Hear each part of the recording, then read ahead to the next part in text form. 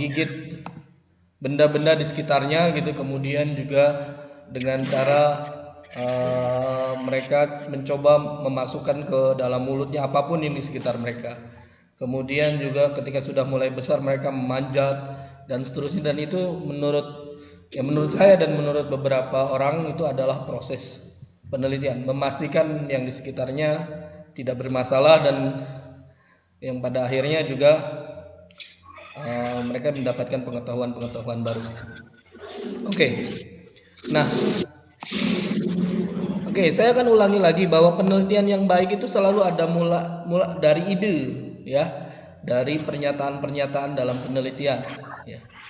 Pertanyaannya bagaimana cara mencari ide atau mencari masalah-masalah dalam penelitian atau bidang yang Bapak Ibu akan lakukan misalnya gitu ya. Dan setelah saya diskusi dengan beberapa orang, dengan para pakar, cara paling mudahnya adalah ya bahwa dalam menyusun masalah atau pernyataan penelitian adalah kita harus banyak membaca atau menelaah atau mereview atau mengulas banyak penelitian, karena di dalam beberapa banyak penelitian yang telah dilakukan orang lain selalu daerah yang terbuka untuk kita kerjakan ya. Nah, ini adalah awal dari penelitian ya. Ada dua hal yang bisa kita lakukan ketika kita melakukan menjawab permasalahan atau pernyataan-pernyataan dalam penelitian. Pertama, misalnya kita melakukan telaah teoritis. Yang kedua adalah kita melakukan pengujian fakta. Tetapi sebenarnya kedua hal ini selalu beriringan sejalan ya. Bukan dua hal yang berbeda. Misalnya kita lakukan telaah teoritis saja tidak, tetapi juga kita hanya melakukan pengujian fakta tanpa telaah teoritis juga tidak. Jadi seiring sejalan, bahkan bisa kita dalam artian kita matchkan, kita gabungkan, kita mixkan sehingga kita menghasilkan menguji hipotesa, kemudian juga mendapatkan hasil yang diakhiri dengan kesimpulan. Nah, pertanyaannya, bagaimana apa yang dimaksud dengan ketika kita mengakhiri penelitian? Jadi kita harus selalu mengakhiri penelitian. Jadi dibuatlah kesimpulan atau misalnya dalam tanda kutip simpulan dan saran, kemudian atau summary misalnya kalau dalam beberapa makalah gitu ya. Nah, pertanyaannya adalah bagaimana cara kita membuat kesimpulan atau menjawab atau dalam tanda kutip mengakhiri penelitian kita? Jawabannya sederhana Bapak Ibu. Ketika kita membuat kesimpulan adalah bagaimana cara sebaik mungkin kita menjawab pernyataan-pernyataan penelitian, khususnya dalam bidang dalam bagian tujuan penelitian ya. Jadi ketika kita membuat pernyataan-pernyataan, misalnya dalam pernyataan penelitian itu adalah adanya satu tujuan atau dua tujuan yang jelas. Nah, dua tujuan itulah harus terjawab dalam kesimpulan, baik berhasil atau tidak berhasil. Berhasil berarti itu ada hasil penelitian, tidak berhasil itu pun sama, itu pun penelitian. Oke. Nah, ini secara secara diperluas, kita jabarkan, kita perluas bahwa bagaimana kita melakukan sebuah proses dalam penelitian ilmiah ya, yang kita mulai misalnya dengan kita mendefinisikan terhadap masalah dulu.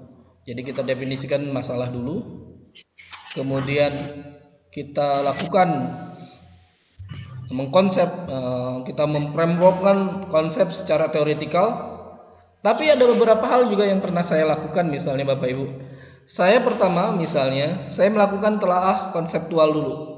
Kemudian telaah konseptual ini saya masukkan ke dalam misalnya objek penelitian saya, dan ternyata ketika saya masukkan ke dalam objek penelitian belum ada orang yang melakukan memasukkan telah ilmiah yang setelah saya kumpulkan ke dalam objek yang semisal seperti itu, objek penelitian. Dan itu pun boleh dilakukan. Makanya kalau dalam framework ini, maka antara kita mendefinisikan masalah dengan membangun teoretik itu bisa siklik, ya. Jadi kita bisa definisi. Oh iya, saya ingin memastikan slide-nya terlihat kan Bapak Ibu? Terlihat. Oke. Terlihat. Ya. Ada. Terlihat jelas. Oke. Jadi dalam proses 1 dan 2 ini prosesnya siklik. Jadi bisa Bapak Ibu berawal dari konsep teoritis, kemudian mencari masalah dalam misalnya permasalahan yang terjadi di kelas, di manajerial, kemudian juga di masalah misalnya di kebijakan misalnya gitu ya.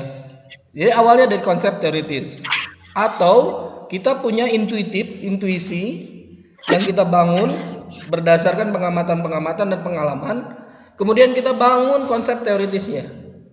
Jadi nggak ada masalah kalau misalnya kita berawal dari teoritis baru mencari masalah, atau ada masalah kita cari teoritisnya, dan itu seiring sejalan. Jadi kenapa? Karena dasarnya adalah bisa jadi teoritik yang kita bangun itu belum lengkap untuk menjawab masalah, ya.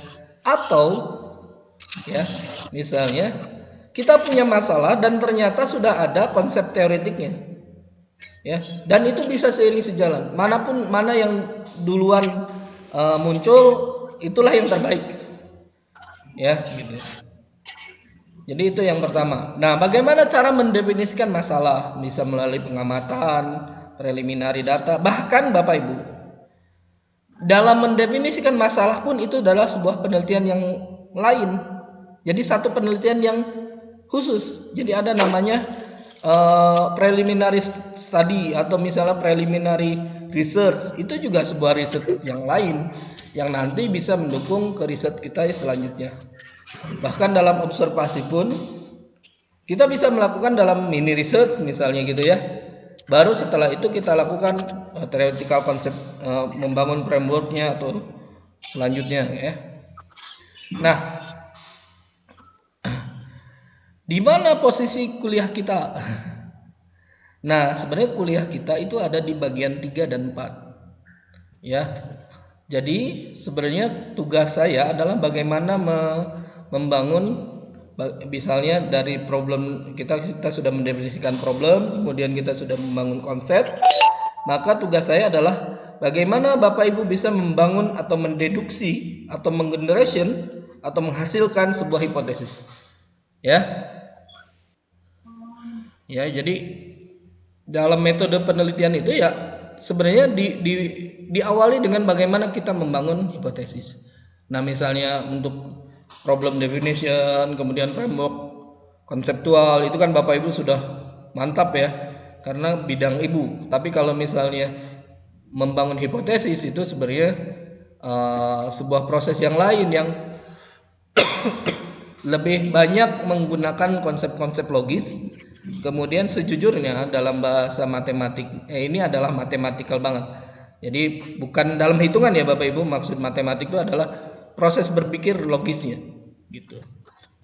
Jadi itulah mungkin sebagian besar kita memahami bahwa matematik itu adalah sebuah cara berhitung. Sebenarnya matematik itu adalah sebuah cara berpikir, gitu ya. Nah, dalam pendeduksian hipotesis itulah sebenarnya berlaku proses matematik ya, proses logik di sini.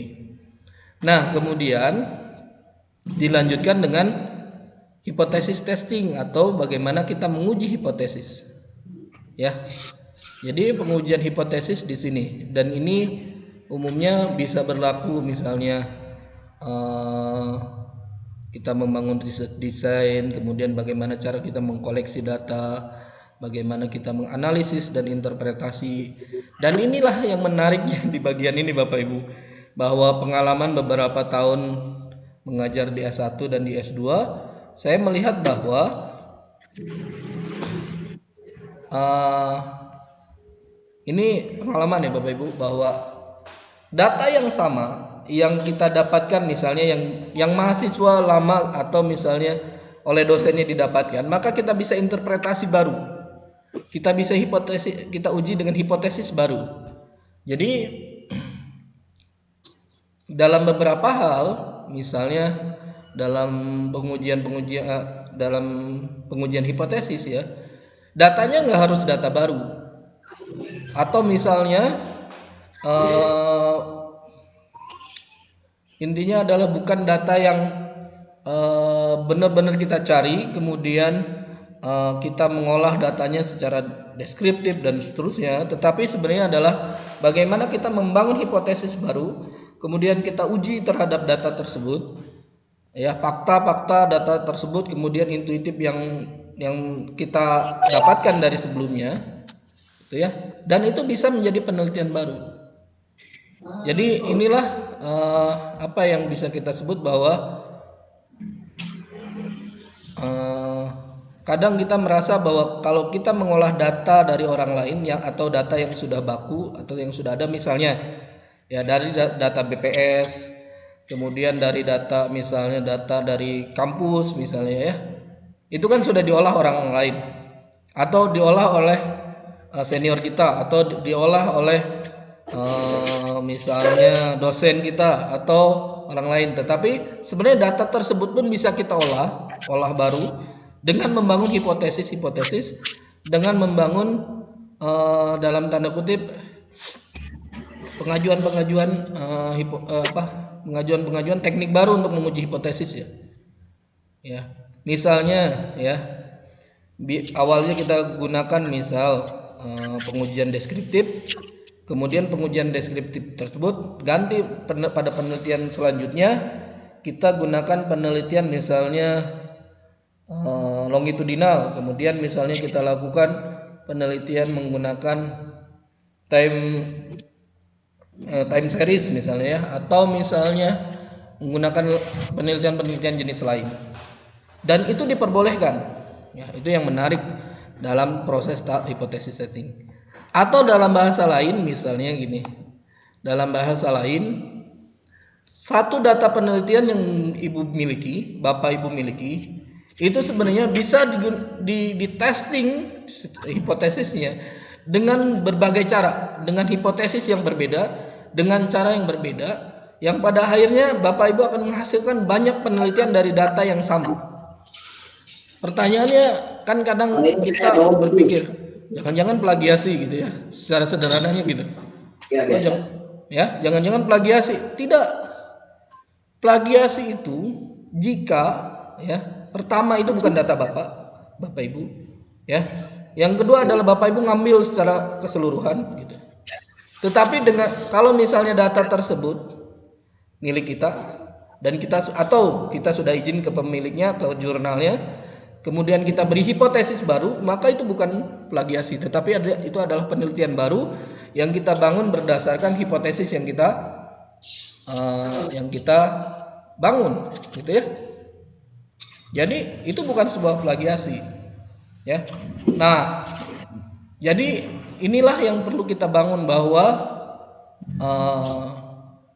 melakukan penelitian itu ya membangun pondasi-pondasi baru, dalam artiannya misal kita punya sebuah data A, kita lihat dari kacamata longitudinal misalnya, dari kacamata deskriptif, dari kacamata kualitatif misalnya, untuk data yang sama misalnya atau fakta yang sama, maka itu diperbolehkan ya.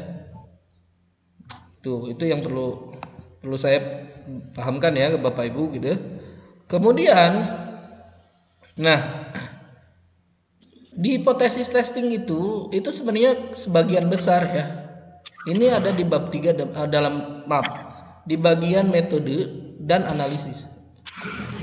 Jadi ini metode, research design, data collection ini berarti hasil, analisis dan interpretation ini adalah diskusi. Kemudian data collection dan analisis ini yang disebut dengan research question answer, atau pertanyaan dari penelitian itu terjawab ya. pertanyaan-pertanyaan dalam penelitian ini terjawab, dan itu masuk ke dalam conclusion, diakhiri dengan conclusion. Nah, saat ini sebenarnya secara data, ya, data penelitian tentang pendidikan, manajerial, atau misalnya dalam bidang, bahkan bidang yang saya miliki misalnya dalam bidang fisika, itu semua orang dibuka luas. Akses kita mendapatkan data dari universitas-universitas lain, misalnya dari Unpad, kemudian dari data yang lain, bahkan dari luar negeri, misalnya dari Cina, dari Turki, kemudian dari Amerika, itu sebenarnya bisa. Bahkan misalnya saat ini misalnya saya berkolaborasi dengan dari universitas-universitas di Jawa gitu, tanpa pernah saya ketemu dengan mereka gitu ya. Itu bisa dilakukan karena mereka punya data dan bisa kita minta dengan permission tentunya, dengan kita dalam artiannya minta izin untuk mengambil mereka, dan datanya terbuka dalam repository, ya.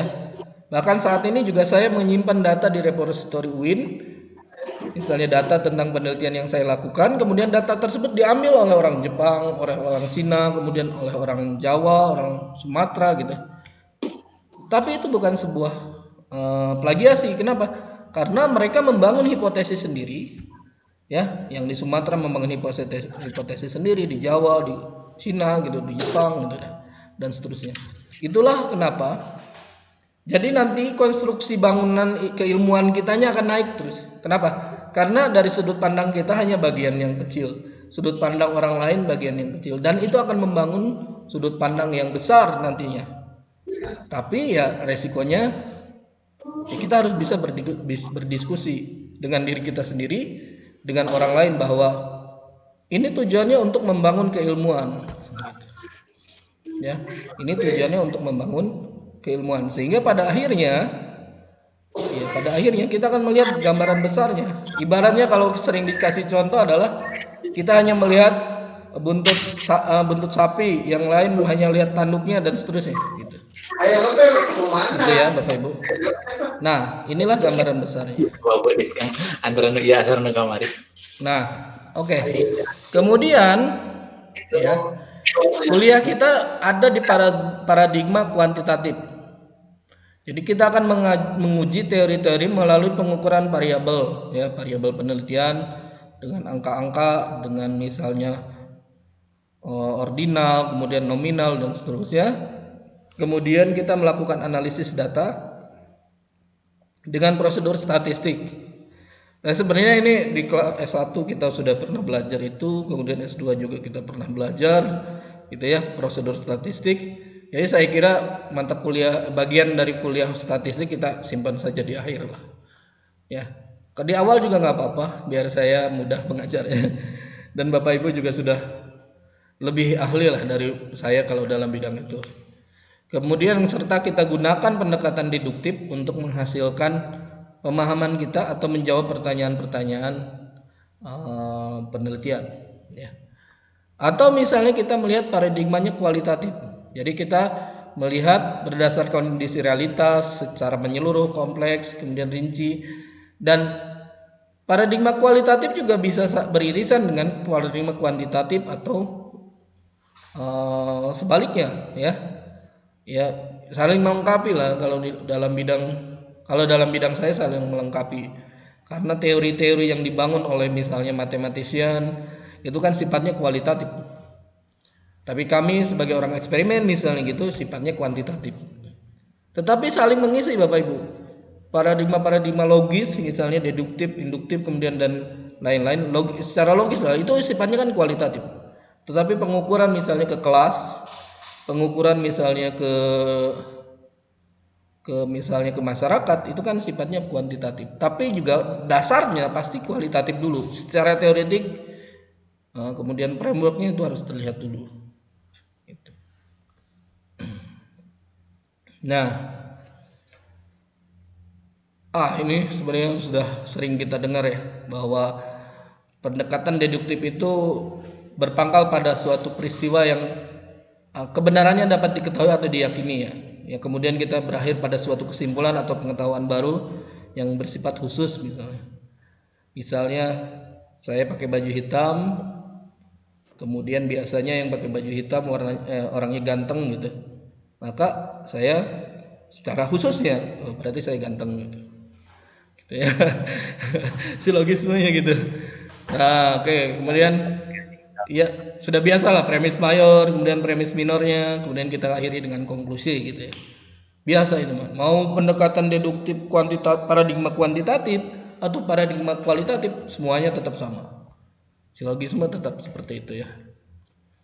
Ya, seperti itu. Ini sederhananya. Nah, sedangkan pendekatan induktif ya kita akan lihat bahwa kita melihat peristiwa secara khusus, kemudian ya hasilnya pengamatan empirik, kemudian diakhiri dengan kesimpulan atau pengetahuan baru yang bersifat umum. Ya. Nah, gitu. Ya. Ini sederhana sebenarnya. Ya. Dan biasa sering kita lakukan. Ya, cara berpikir seperti ini sering kita lakukan dan pada akhirnya sebenarnya itu adalah kehidupan kita sehari-hari sebenarnya. Ya. Nah, ini yang menarik Bapak Ibu. Suatu hari ini di tahun lalu ya, sebelum pandemi ini, dan ketika saya masih mengajar di depan papan tulis, bukan di depan laptop terus, dan 4 minggu ini juga saya mengajar banyak di di fisika, terutama dalam bidang matematik dan eksperimen. Tahun lalu di depan mahasiswa S3 juga sama, di MPI juga sama. Entah saya diberi amanah di MPI, mungkin karena melihat bahwa saya termasuk orang yang menyenangi ya, dalam tanda kutip mengembangkan sains di madrasah sebenarnya. Ya, terutama dalam bidang bagaimana mengembangkan sains madrasah dalam pendekatan teknologi. Nah, suatu hari saya bertanya seperti ini, dan mungkin Bapak Ibu bisa dinyalakan ininya, kita diskusi sekarang. Ya. Dan pertanyaan ini akan saya ulangi. Ya. Dan ini akan berkaitan dengan hal yang sedang kita hadapi saat ini. Silakan dihidupkan ininya, mutnya. Ya, oke.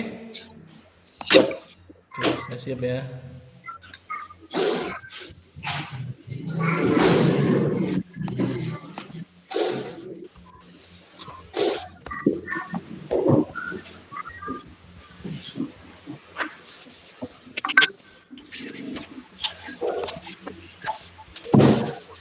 Oke. Sudah? Nah, ini. Tahun lalu saya bertanya gini ke mahasiswa saya. Di depan mahasiswa S3 dan mahasiswa S2, saya bertanya, mungkinkah pendidikan Islam ke depan itu berbasis kembali ke homeschooling? Kalau dulu kan basisnya pasti homeschooling, dalam artinya satu ulama dididik oleh ulama lagi, kemudian dididik oleh ibunya ulama, bapaknya ulama, anaknya jadi ulama gitu ya. Dan sekarang dan waktu itu jawabannya adalah tidak mungkin sekolah dalam artiannya yang secara normal itu ke homeschooling. Kenapa? Biayanya mahal, kemudian juga nyari pengajarnya susah dan seterusnya. Sekarang pertanyaan saya, kita sudah menghadapi sekarang bahwa hampir 100% sekolah di Indonesia hari ini itu homeschooling. Oh ini. Ya. Dan kita kaget saat ini. Ya. Oke, ada pertanyaan sederhana. Bagaimana ya ini secara sederhananya gini. Bagaimana respon kita? Saya ingin melihat respon Bapak Ibu terhadap saat ini anak kita sekarang homeschooling. Dan sampel homeschoolingnya bukan lagi 1 orang, 2 orang, 3 orang, bahkan 1 juta, 2 juta, 3 juta orang. Kalau misalnya sudah jutaan seperti itu, pasti representatif sampelnya itu. Dan kalaupun kita misalnya akan melihat masalah dalam sampel-sampel tersebut, maka kita akan melihat masalah yang homogen. Ya, sederhana. Waktu itu sebelum pandemi, jawabannya sederhana, tidak mungkin kita akan homeschooling secara keseluruhan, gitu ya. Dan sekarang kita menghadapi homeschooling. Bagaimana tanggapan Bapak Ibu? Ada yang bisa memberikan tanggapan tentang sekolah di saat pandemi seperti ini? Bahkan kita sekarang kita juga homeschooling ya Bapak Ibu. Saya di lab, Bapak Ibu di rumah masing-masing atau di kantornya gitu. Oke, mangga ada tanggapan Bapak Ibu?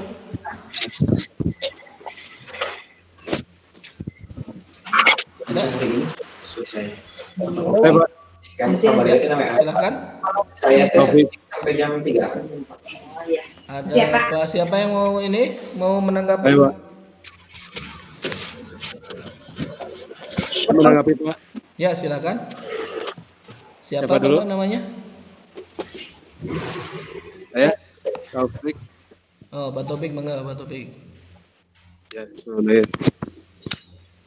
Kebetulan S2 saya itu terkait pengembangan kurikulum di homeschooling. Jadi di homeschooling. Sehingga emang keadaan ini sebenarnya saya udah melihat hal biasa yang saya teliti gitu ya, ini homeschooling. Walaupun nanti sebenarnya homeschooling itu ada beberapa bagian ya, apakah itu pertama oleh orang tuanya sendiri, secara langsung. Yang keduanya berbarengan, membuat sebuah komunitas tertentu gitu ya, kayak misal dengan tetangganya atau dengan komunitas lah ya Pak. Ya, dengan komunitas ya. Lah, gitu. Oke. Enak. Nah, uniknya kalau komunitas, kalau misalkan teman kita ini misalkan jago bisnis, teman kita anak kita itu bisa ke sana, kemudian belajar bisnis tertentu lah gitu ya. Bisnisnya mungkin nggak ini ya, misalkan market day kayak gitu. Nah, kalau misalkan kita jagonya di segi misalkan bahasa, maka kita dengan anak-anak yang lain juga bisa ke sana. Nah, sebenarnya emang kalau kita lihat pembelajaran homeschooling ini adalah pembelajaran asli dari sebuah pendidikan sebenarnya kan. Munculnya sekolah itu kan baru sebenarnya. Munculnya sekolah dalam artian ketika orang sudah punya kesibukan, kemudian dititipkan kepada orang tertentu, dan memang munculnya sekolah juga karena ketidakmampuan orang tua, karena emang bisa jadi ketika dia TK dan SD, ya, dia mampu menangani pertanyaan-pertanyaan anak. Udah masuk SMP, SMA, orang tua tidak mampu. Nah, makanya sebenarnya pada kesempatan ini, ya kalau mau ada penelitian. Bentar Pak, saya mau bertanya ini dulu ya, berarti kita melihat kesamaan yang sama, ada satu masalah. Masalahnya adalah apakah orang tua sebagai nanti guru itu memiliki kemampuan yang sama atau tidak dengan guru di sekolah. Itu pertama. Dan itu satu topik penelitian besar Bapak Ibu. Betul. Gitu ya. Betul. Oke, lanjut Pak. Silakan Pak, lanjut Pak. Oh, saya? Ya. Nah itu kalau kita lihat kalau mereka ini TK dan SD, orang tua bisa menemani. Ini ketika udah bicara masuk ke SMP SMA, ya tidak bisa seperti itu. Ya. Dalam artian homeschooling itu kan ada keterlibatan orang tua di sana. Nah sehingga ketika anak itu SMP SMA, maka sudah tidak bisa. Kenapa? Karena pertama kemampuan orang tua. Yang keduanya adalah kritisan anak ya yang meningkat. Yang ketiga adalah materi di SMP SMA bagi kalau kita lihat ya masyarakat umum itu kemungkinan belum bisa gitu ya. Apalagi kalau ngajarin anak SD aja kemarin ketika ngajarin Pancasila gitu ya, itu videonya kan Masya Allah gitu ya, sampai kesel gitu dan sebagainya. Itu dari segi materi. Bagaimana kalau dari segi pembelajaran? Ya. Kita ngedidiknya kan nggak mudah gitu. Bisa jadi dia S1 gitu ya. Kalau S2. misalnya materi kan bisa disampaikan dengan cara membaca juga selesai. Tapi metodologi nggak selesai gitu ya Pak maksudnya ya? Iya betul. Itu betul. Nah, makanya kalau kita mau neliti cukup. Ya berarti Kak, satu penelitian saja. Bagaimana metodologi pembelajaran di rumah gitu ya? Itu satu penelitian yang baru, ya? Ya betul. Bener nggak? Jadi itu satu penelitian baru dan kita sebagai ya dalam tanda kutip Bapak Ibu nanti calon manajer misal gitu ya dalam bidang pendidikan itu harus dipikirkan dan itu menarik Bapak Ibu. Kalau saya dalam artian secara secara orang saintis sendiri misalnya ya, saya secara pandang itu dan ini saya juga kesulitan Bapak Ibu gitu. Terutama dalam bidang metodologi. Oke, lanjut ada lagi Bapak Ibu? Ada Pak, ada Pak. Pak, ada Pak.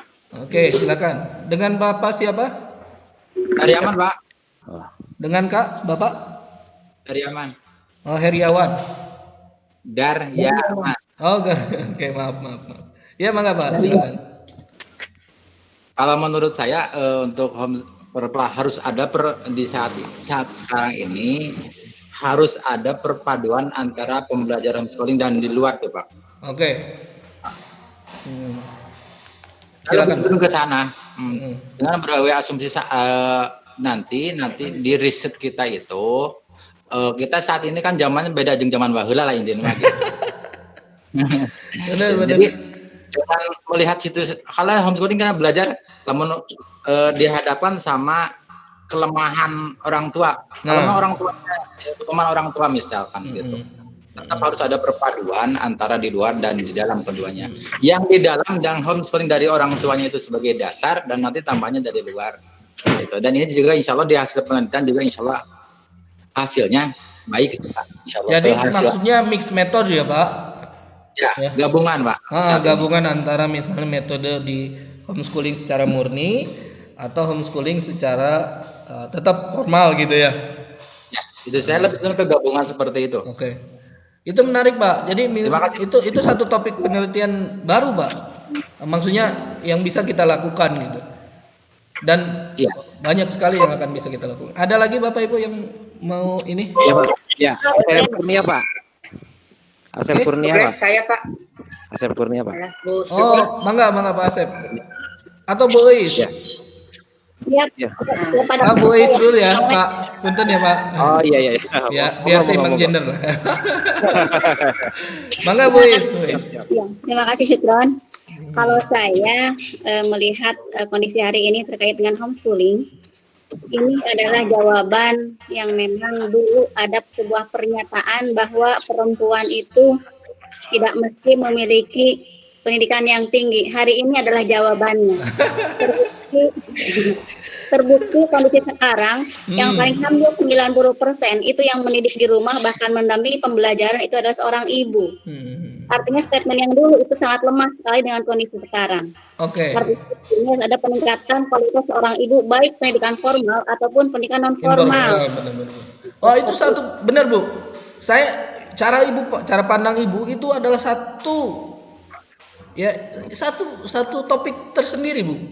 Dan ketika ibu misalnya menuliskan dalam kacamata paradigma kualitatif misalnya itu beres Bu. Mangga Bu, lanjutkan Bu. Jadi seperti itu Pak. Intinya seperti itu Pak Dokter. Ada lagi. Jadi memang kualitas orang ibu itu memang tidak hanya dilihat dari pendidikan formal gitu aja. Masih ada memang cara-cara ilmu yang lain untuk mendidikkan rumah kaitannya dengan homeschooling. Kalau menggunakan tentang ilmu penelitian itu menggunakan mix method. Nah, ini mungkin tambahan dari saya Bu. Iya. Saat ini kan ibu-ibu dalam artiannya ibu-ibu yang mendidik di rumah kan kaget nih ya, kaget di mana yang tadinya dia menitipkan ke sekolah itu sekarang dititipkan di rumah dan ibu yang tadinya tidak berhadapan dengan pendidikan harus menghadapi dengan pendidikan. Nah, tahapan-tahapan untuk mencapai dalam artiannya si ibu itu siap secara mental dan secara pedagogik gimana nih misalnya gitu. Nah, Itu harus disiapkan kan Bu, bener nggak? Iya benar. Nah, kan gitu. Nah itu satu penelitian yang baru itu. Iya. Itu menarik. Mungkin perlu dicatat lah Bu ya, nanti buat mungkin untuk tulisan-tulisan sederhana gitu. Siap Pak Dokter. Oke, mangga Pak siapa tadi yang sebelumnya? Saya Pak. Halo, Assalamualaikum. Asep Kurnia. Bentar Pak, Ya. Pak Asep Kurnia dulu ya, Bu, Pak. Oh iya, makasih Pak dosen. Sebetulnya tentang konsep homeschooling. Status mahasiswa. Kalau di Indonesia sudah ada Pak, itu disebut dengan PJJ Pendidikan Jarak Jauh. Di mana merujuk kepada Permendikbud nomor 119 tahun 2014. Di mana salah satunya mungkin terkait dengan pandemi, mungkin sebetulnya sebagian orang yang sudah menjalankan PJJ atau pendidikan jarak jauh itu sudah hal yang sangat biasa.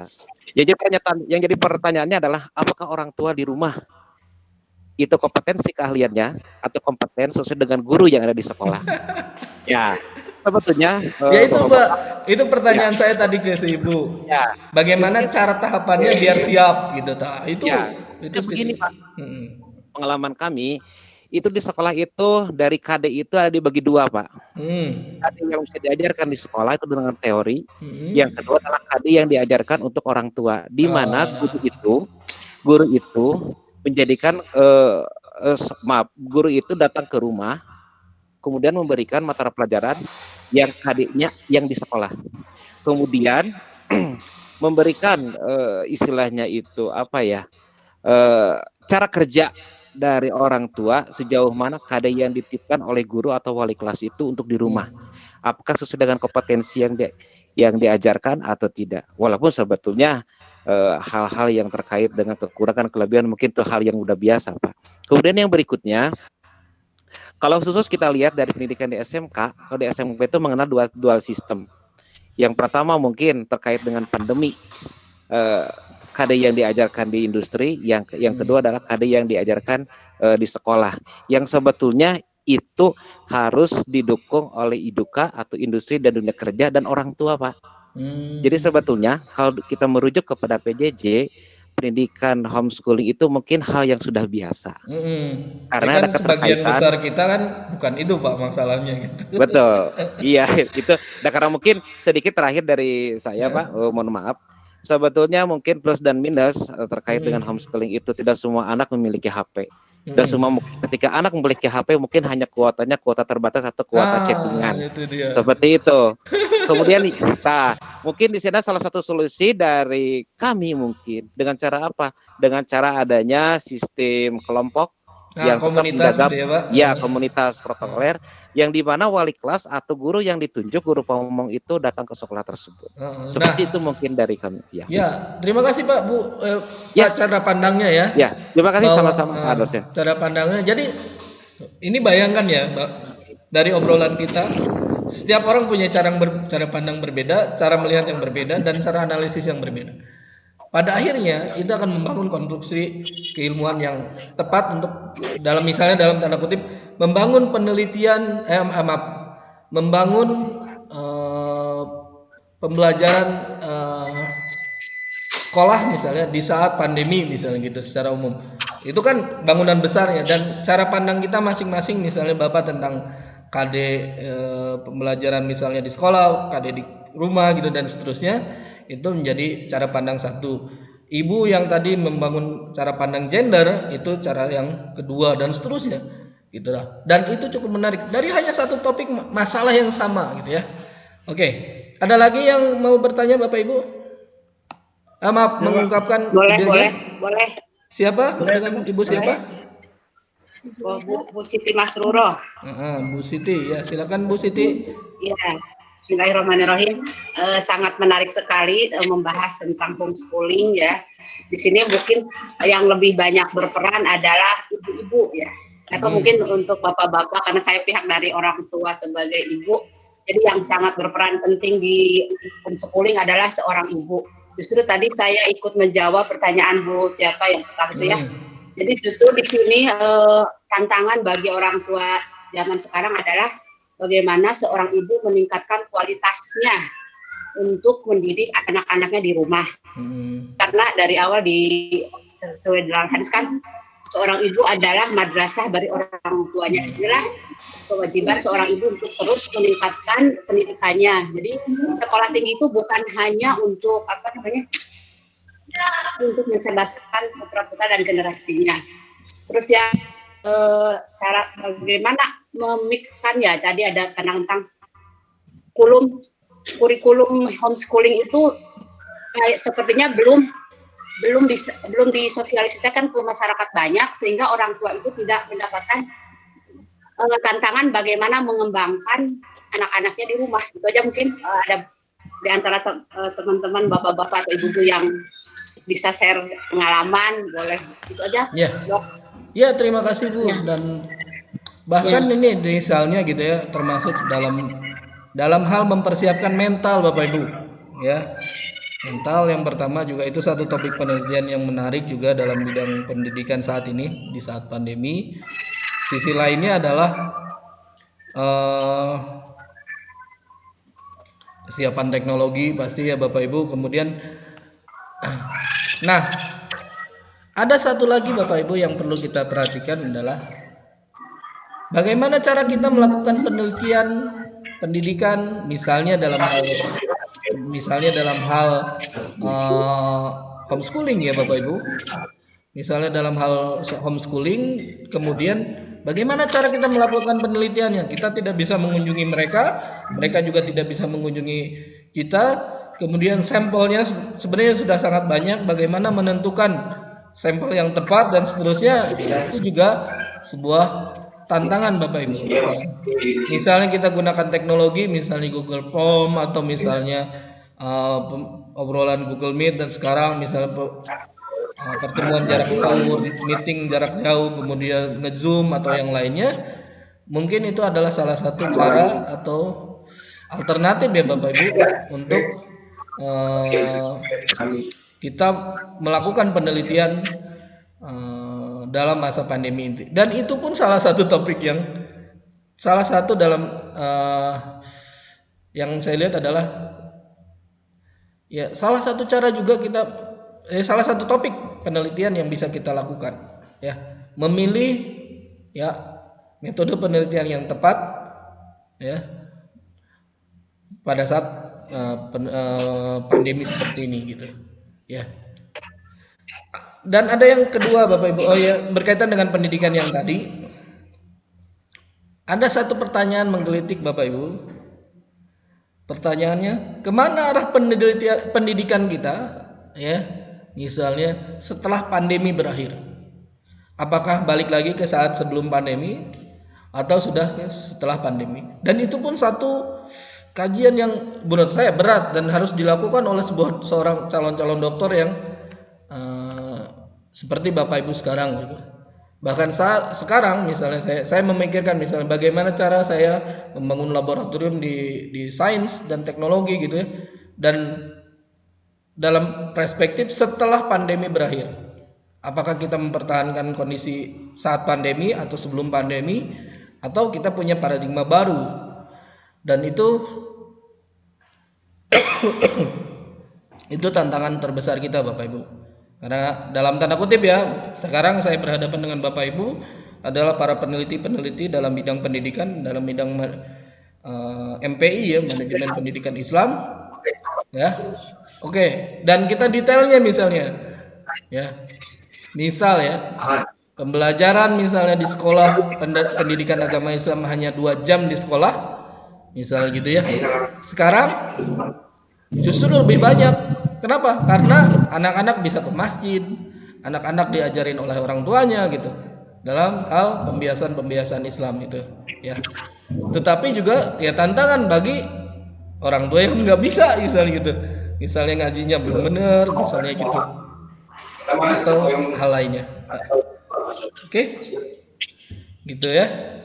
Oke, ada tanggapan lagi atau pertanyaan Bapak Ibu? Boleh, saya mau bertanya Pak. Ya, silakan. Iwan. Dengan Bapak siapa? Iwan. Pak Iwan.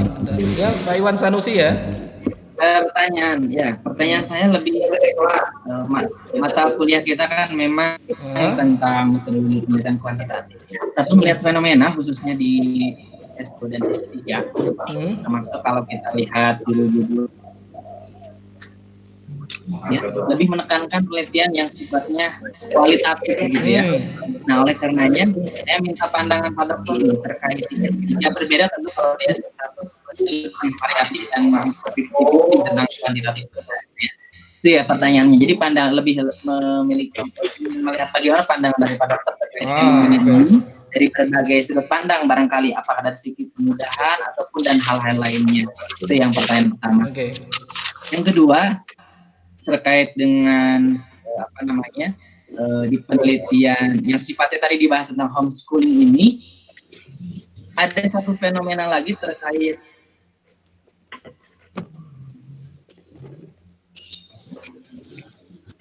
ya Pak. Tidak terdengar. Pak Iwan gimana? Lanjutkan. Oh ini inilah keterbatasan teknologi Bapak Ibu. Sinyal. Maaf Pak. Ya. Saya mau menambahkan. Ya. Bismillahirrahmanirrahim. Terkait dengan homeschooling ya, yang sekarang dalam masa pandemi ini mungkin jadi permasalahannya sangat kompleks sekali. Bagaimana orang tua yang bekerja dua-duanya gitu, itu mengajar anak gitu. Dan tentunya sangat menjadikan suatu beban dengan kondisi pandemi. Bagaimana dengan anaknya belajar di rumah gitu. Nah, itu Bu. Anak diberi kuota kemana-mana gitu, ngelihatnya gitu, bukan ke pembelajaran gitu, seperti itu. Jadi itu merupakan suatu permasalahan juga, karena kita tidak hanya ini secara menyeluruh gitu ya, secara nasional juga kan. Benar Bu. Ya. Jadi kalau misalnya kita mendapatkan solusi, berarti Ibu akan mencari solusi secara general, umum, bahkan tingkatnya. Ya solusi internasional sebenarnya Bu, bukan hanya nasional atau bahkan cara pandang nasional nggak apa-apa gitu. Kemudian berdasarkan kalau misalnya orang tuanya memahami bahwa pendidikan itu sangat penting, tentu dia mempersiapkan perencanaan pendidikan anaknya, seperti malamnya dia melakukan pembelajaran dulu apa yang besok akan diberikan pelajaran di gurunya besok gitu. Itu mungkin. Tapi kan tidak semuanya seperti itu gitu kan. Ya, jadi itu masalah sebetulnya. Iya. Terima kasih Bu atas pandangannya, dan itu justru ya saya cuma bisa berkomentar bahwa ya itulah yang bisa ya salah satu topik benar yang bisa kita kaji lebih mendalam berdasarkan misalnya pendekatan teoritis, kemudian juga deduktif dengan kita mencari referensi masa lalu, misalnya tentang wabah-wabah masa lalu dan cara penyelesaiannya seperti apa gitu ya, khususnya dalam bidang pendidikan gitu ya. Oke. Itu yang mungkin yang bisa saya komentari Bu. Karena tidak punya itu pendamping di rumah gitu belajarnya. Oke, terima kasih Bu atas ininya. Ya, itu juga salah satu topik yang bisa kita perdalam berkaitan dengan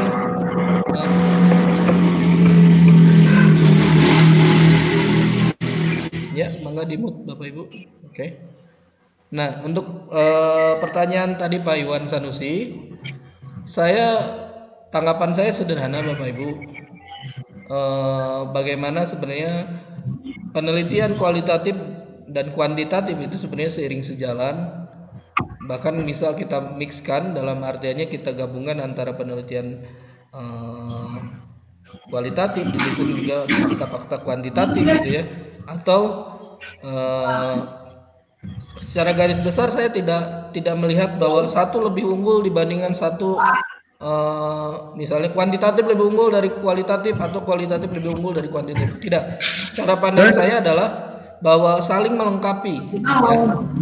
Misalnya gitu ya, saling melengkapi. Bagaimana misalnya data-data ini akan membantu bagaimana kita membangun argumen kita dalam hal menganalisis secara kualitatif gitu ya.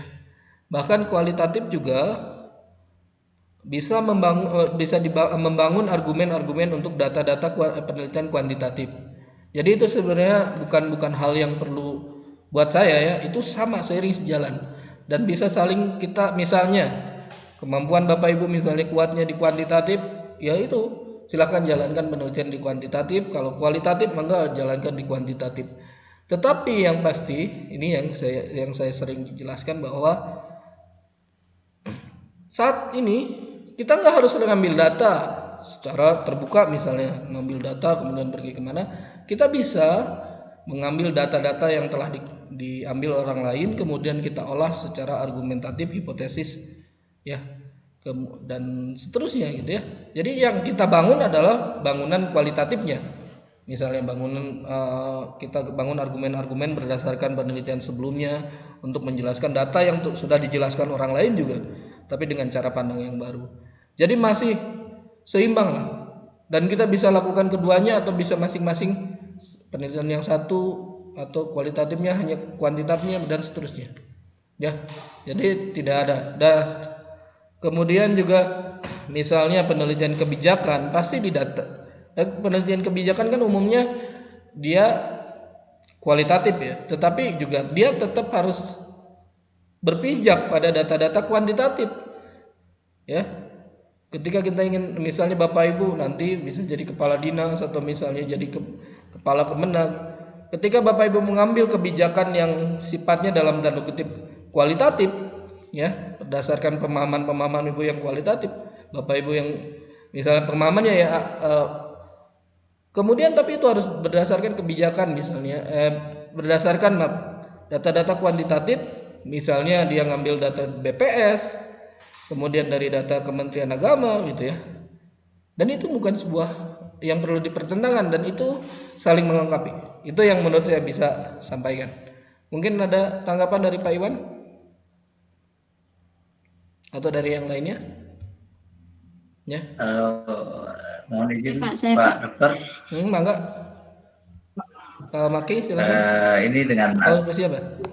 Agus Samsudin. Pak Samsudin. Mangga Pak Samsudin. Ini siapa dulu Pak ya? Bapak aja dulu, Pak Samsudin dulu.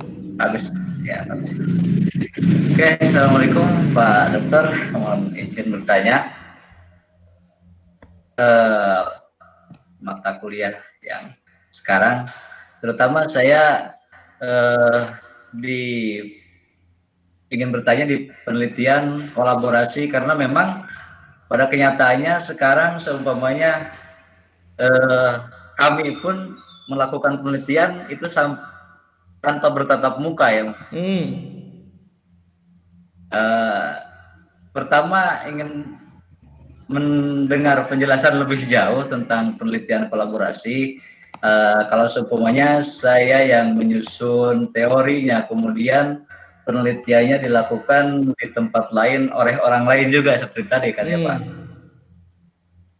Nah, penjelasan lebih jauhnya itu mungkin seperti apa.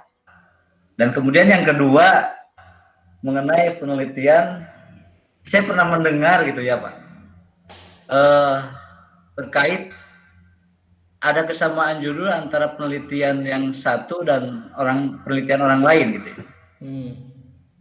Nah, apakah kesamaan judul itu dipermasalahkan padahal tempat dan orang yang ditelitinya itu berbeda? Ya, itu dia. Jadi lokusnya berbeda ya Pak, tetapi topiknya sama gitu. Iya begitu Pak. Dan itu yang kedua itu tentang penelitian kolaborasi antara data oleh satu orang dan orang yang lain dalam tempat yang berbeda. Ya, oke. Ya, saya paham Pak. Terima kasih. Jadi gini Bapak Ibu, ya kita masih membenturkan apakah lokus berbeda itu dua penelitian yang berbeda gitu ya. Secara sederhananya iya, dua lokus berbeda itu hasil penelitian yang berbeda. Kenapa? Secara kualitatif budayanya beda, kemudian kebiasaan masyarakatnya beda dan itu beda. Jadi hasil akhirnya pasti secara data atau misalnya secara pengambilan deduktifnya pasti akan berbeda. Karena apa? Karena kultur dari dua tempat itu berbeda. Misal Ini yang sering saya temukan, bahkan sering saya jelaskan bahwa penelitian tentang pendidikan IT misalnya di sekolah agama pasti akan berbeda ketika kita berbicara tentang Turki, pendidikan agama dan dukungan IT di Turki, dengan pendidikan agama dengan dukungan IT di Indonesia. Itu jelas berbeda. Kenapa? Kulturnya berbeda. Ya, misalnya di Turki sekolahnya formal, di Indonesia gabungan antara sekolah formal dan pesantren, dan yang pesantren itu tidak dimiliki oleh Turki. Dua kultur yang berbeda, dua lokus yang berbeda, dan itu pasti dua penelitian yang berbeda, Bapak Ibu. Gitu ya. Nah, ya jadi itu sebenarnya bisa jadi dua penelitian yang berbeda. Bagaimana jadi kalau misalnya ternyata bukan dua penelitian yang berbeda? Kalau misalnya kita lihat irisannya sangat banyak, misalnya satu daerah yang sama, misalnya gitu. Kemudian kebiasaan-kebiasaannya sama, jadi nanti tingkat kebaruannya sedikit makin dekat gitu, kebaruannya makin sama gitu. Tapi kalau kita melihat dua kultur yang berbeda, misalnya kultur Sumatera dengan kultur Jawa misalnya, kultur Jawa Barat dengan kultur Jawa Timur gitu ya. Pendidikan pesantren di Jawa Barat, pendidikan pesantren di Jawa Timur itu jelas berbeda misalnya secara harfiah ya. Kemudian pendidikan pesantren dengan boarding school misalnya gitu ya. Misalnya kemudian sekolah agama yang misalnya yang sering saya ungkapkan adalah sekarang banyak sekolah agama misalnya hibah dari Turki dengan konsep Gulenis misalnya gitu ya. Di Semarang itu beda dengan yang di Asifa yang oleh misalnya yang dibawa oleh ya dalam tanda kutip Ikhwan misalnya gitu ya. Dua kultur yang berbeda gitu Bapak Ibu, dan itu bisa jadi dua penelitian yang berbeda selama kita tidak mengcopy paste datanya, kita tidak mengcopy paste analisisnya gitu ya. Itu dua penelitian yang berbeda. Yang jadi masalah adalah kalau kita mengambil secara 100% ya. Nah, itu bahkan gini Bapak Ibu. Ini penelitian saya ya. Saya bukan dalam bidang pendidikan, tapi ini pengalaman saya. Ada orang yang telah melakukan penelitian misalnya tentang fisika. Mereka menggunakan alat-alat yang mahal.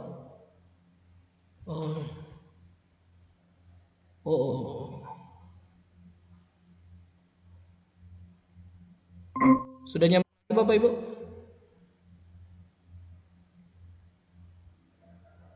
Tadi saya lost ini.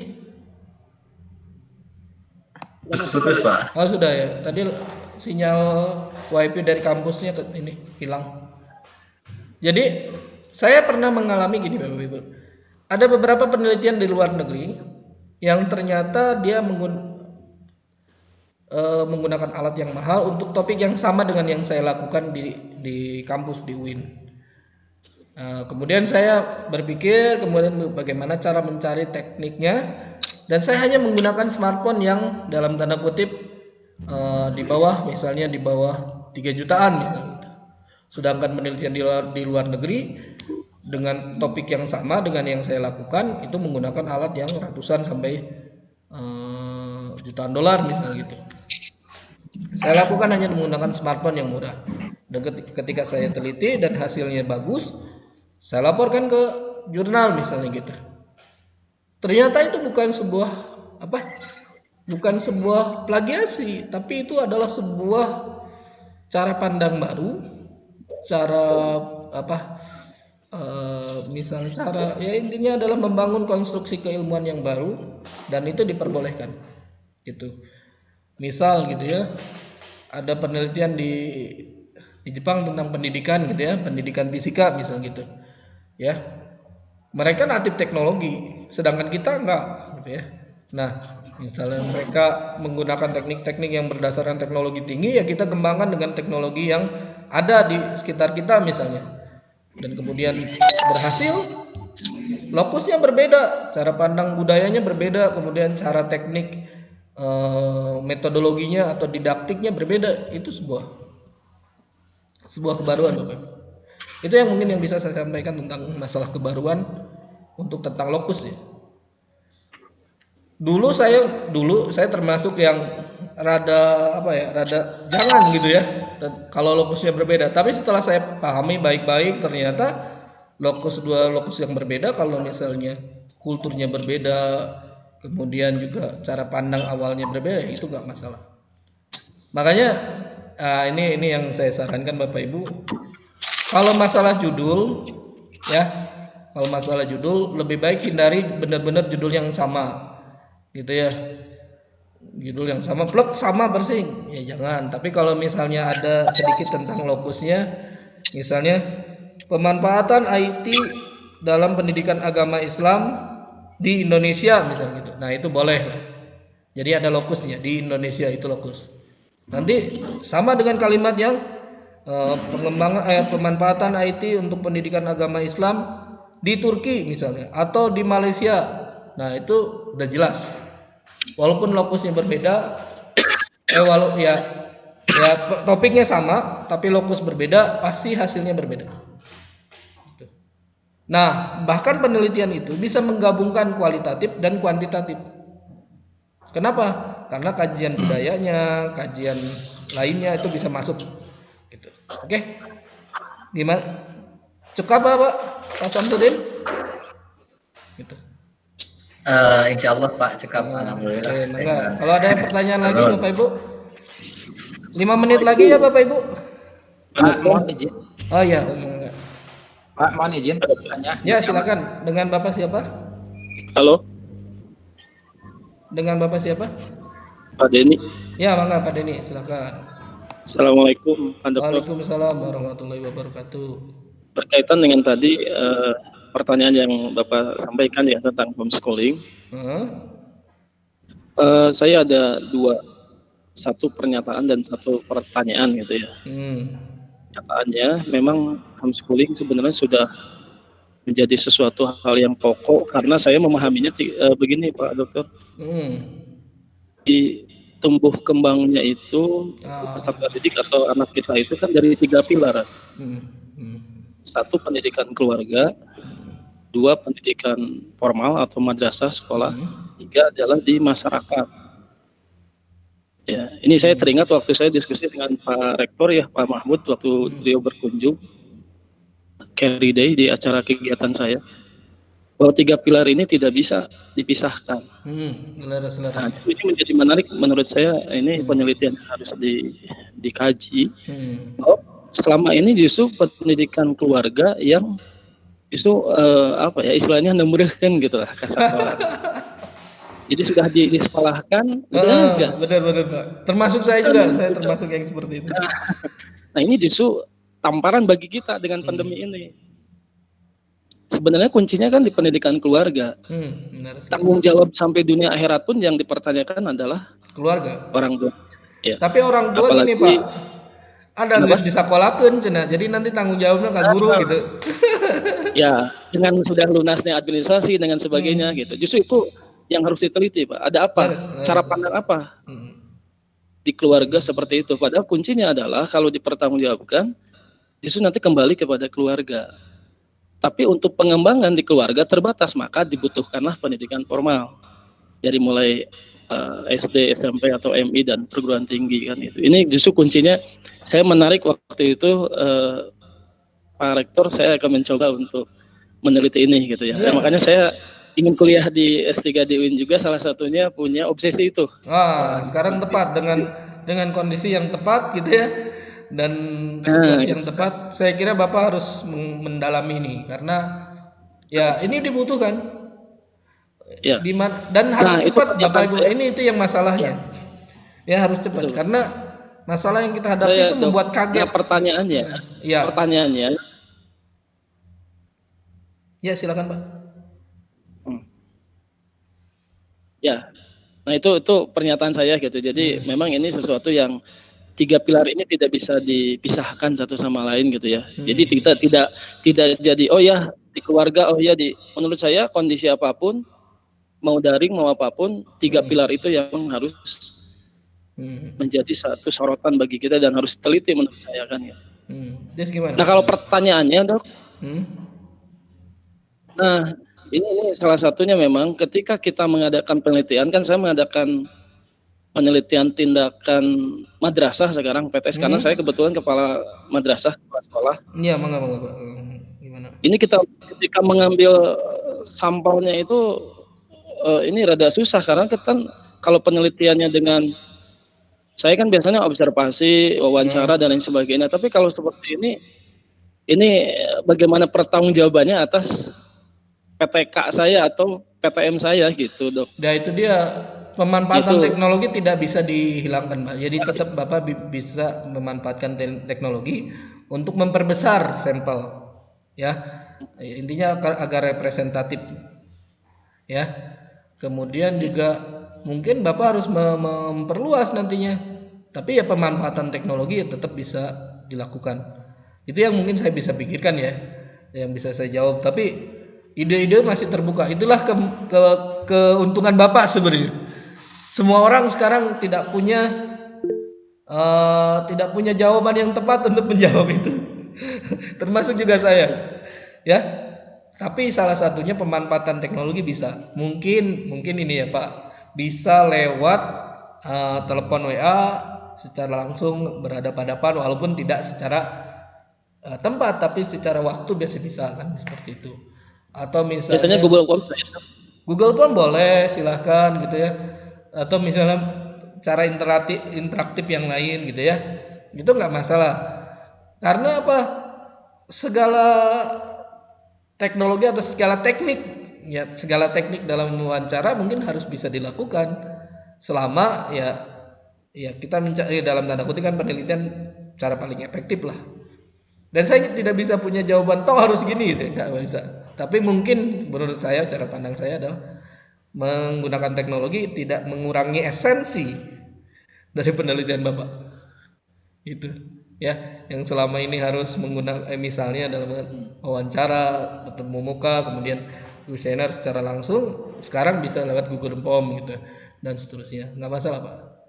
Tapi ya mungkin menurut ini ya teknik-teknik untuk wawancaranya berbeda mungkin gitu ya. Mungkin saya bisa beri penjelasannya seperti itu.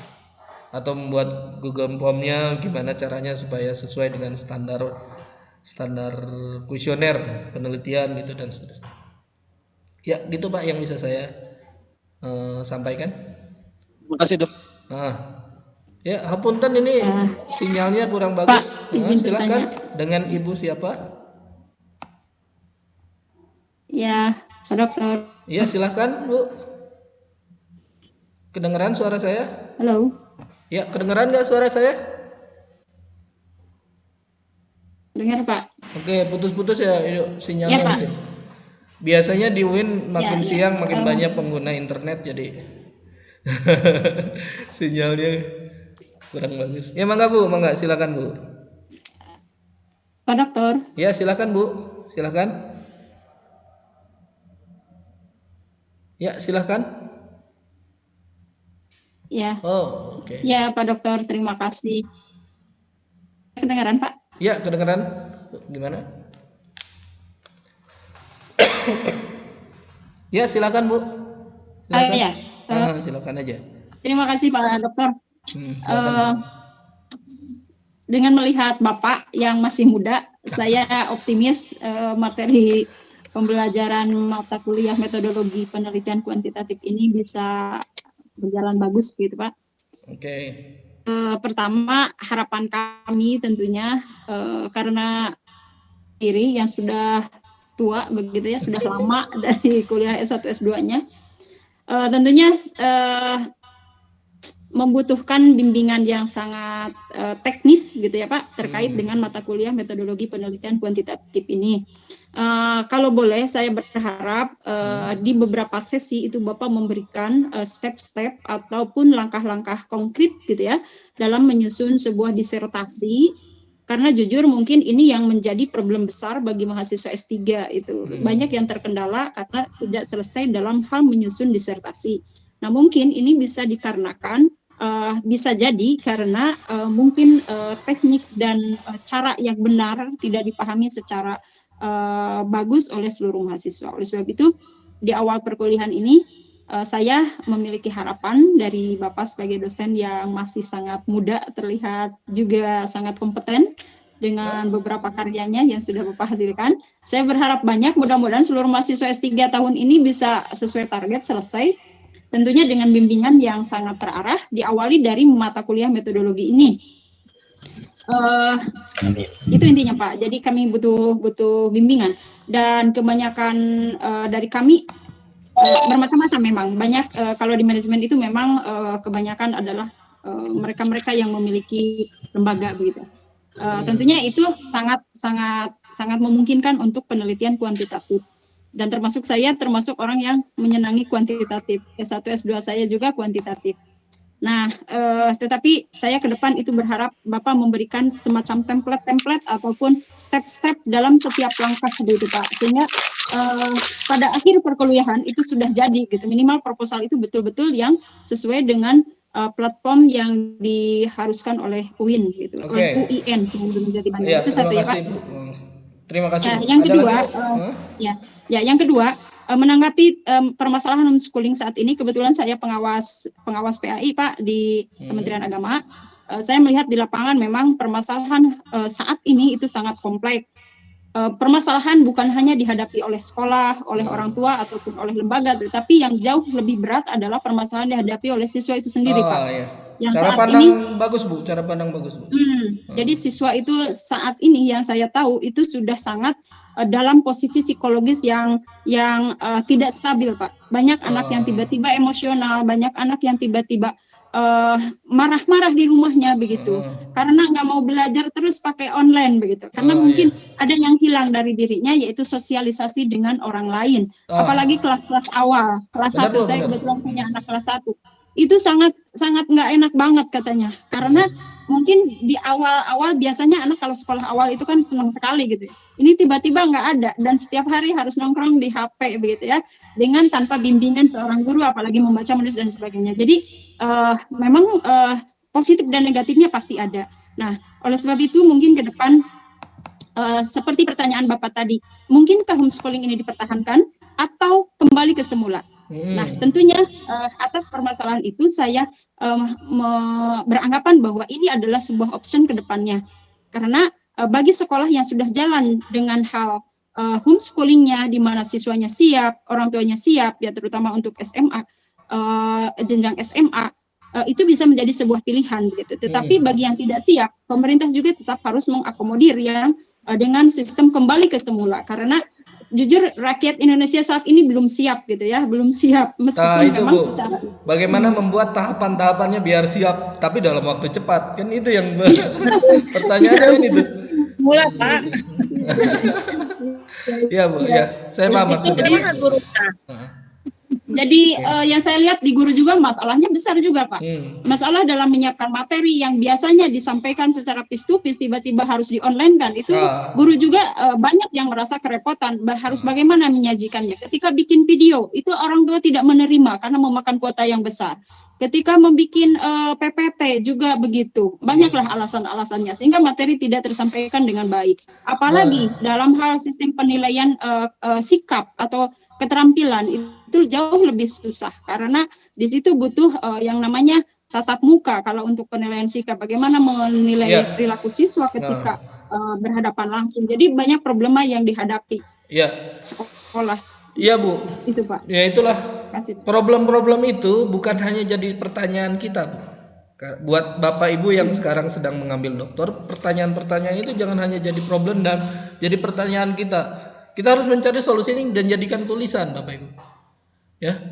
Di mana nanti jadi problem-problem tersebut kita cari landasan teoretiknya untuk kemudian kita bahas secara kualitatif, secara kuantitatif, atau kita cari kebijakan-kebijakannya sehingga itu menjadi tulisan yang jadi dalam bahasa sederhananya lah bernas gitu ya, jelas.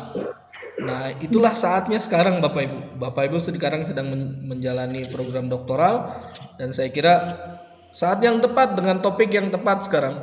Walaupun kelihatannya berat, tapi jangan lihat beratnya, tapi lihat satu poin per poinnya. Masalah satu, masalah kedua, masalah ketiga yang sangat banyak.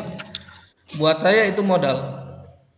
Modal buat Bapak Ibu dan modal buat saya juga, ya. Nah, pertanyaannya adalah apakah saya bisa bantu Bapak Ibu? Saya mungkin bisa bantu sedikit-sedikit tentang cara berpikir gitu ya. Tetapi kalau membuat proposal, saya angkat tangan Bapak Ibu. Saya belum profesor dan mungkin pembimbing Bapak Ibu yang promotor-promotor Ibu yang lebih berhak lah gitu. Tapi saya akan memberikan ide-ide segar lah. Menurut saya yang cara pandang saya yang sempit misalnya gitu. Tetapi misalnya ke depan mungkin saya akan ajarkan bagaimana cara membangun hipotesis atau misalnya membangun tujuan-tujuan penelitian, khususnya dalam bidang pendidikan ya. Yang saya juga termasuk yang senang dalam bidang pendidikan. Alasannya sederhana, Bapak Ibu. Saya juga dulu nggak lulus sih dari madrasahnya. Saya juga nggak lulus dari UIN-nya gitu. Kebetulan karena bentrok, karena saya juga belajar di UIN, saya belajar matematik, di tempat lain juga saya belajar fisika gitu, di kuliah di dua tempat yang berbeda. Akhirnya saya harus menyerah. Tapi saya tetap, hati saya mah tetap di madrasah. Gitu ya. Dan saya senang sekali ketemu dengan Bapak Ibu, bagaimana bisa mencurahkan ide-ide saya buat Bapak Ibu. Ya, oke. Minggu depan saya akan jelaskan tentang sedikit tentang struktur penelitian yang sudah dilakukan oleh orang lain berkaitan dengan penelitian pendidikan, manajemen pendidikan atau bidang yang Bapak Ibu geluti. Ini manajemen pendidikan Islam kan ya Bapak Ibu? Iya ya. MPI sama IP ini Pak. Ada IP juga ya? Ada dua konsentrasi. Ada IP juga. Ada IP Bisa juga ya? IP. Okay. Jadi mohon ke depan itu Pak Dokter ada sistematikanya karena kami belum menerima buku panduan dari UIN gitu ya. Saya juga dan tahu. panduan penulisan disertasi belum menerima. Jadi Pak Dokter itu nanti kami berharap menyampaikan sistematika yang dipakai di UIN sehingga kalau kami mau buatnya sesuai. Kalau disertasi di UIN mungkin saya harus tanya-tanya lagi ke ini. Tapi ada beberapa link yang mungkin bisa saya kasihkan. Mungkin saya ke ininya ya, nanti saya share ke Bapak Ibu tentang link-link yang perlu diketahui untuk penulisan disertasi dan beberapa ebook yang bisa saya bagikan. Oke? Mungkin segitu yang bisa saya sampaikan Bapak Ibu. Terima kasih atas perhatiannya. Oke. Sinyalnya ternyata jelek di sini Bapak Ibu. Oke. Ada Pak siapa yang kemarin kontak saya? Oke, nanti saya titip ke beliau untuk dibagikan ke Bapak Ibu ya. Oke, sampai ketemu lagi Bapak Ibu minggu depan. Minggu depan berarti terpisah ya, masing-masing MPI dan IP ya? Iya. Oke. Sampai ketemu lagi minggu depan. Assalamualaikum warahmatullahi wabarakatuh. Waalaikumsalam.